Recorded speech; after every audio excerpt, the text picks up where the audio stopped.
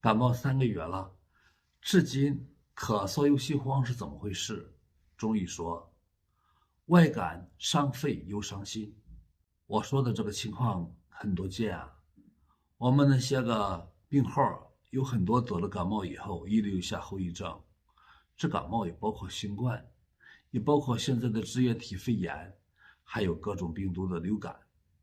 这感冒是外来的病气入侵到机体，当时身体就出来抗病，出现那些个发烧、寒战等等症状。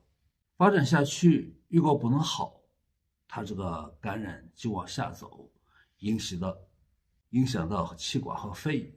感冒不太要紧了，也不发烧了，但是总是一溜咳嗽、咳痰，甚至喘。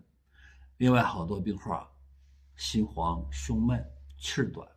针对这个情况，我们大家看看，是因为感冒以后，那叫外感以后，西医看作病毒感染、细菌感染，后边累积到了肺，造成呼吸道的问题，咳嗽、咳痰，甚至喘。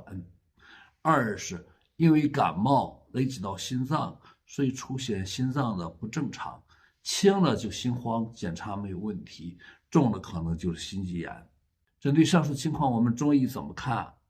这些个事儿，包括你感冒初期，也包括感冒后期引起的咳喘痰，甚至包括心慌，这一切的一切都是表症。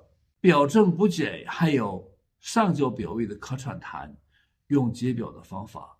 你要是无汗、怕风、怕冷的表位伤寒式病根，用麻黄类方解。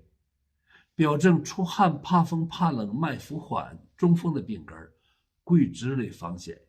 针对遗留下的心慌的症状，不论你是心肌炎也罢，或者我有心慌做心电图检查正常也罢，这会儿都离不开桂枝配甘草。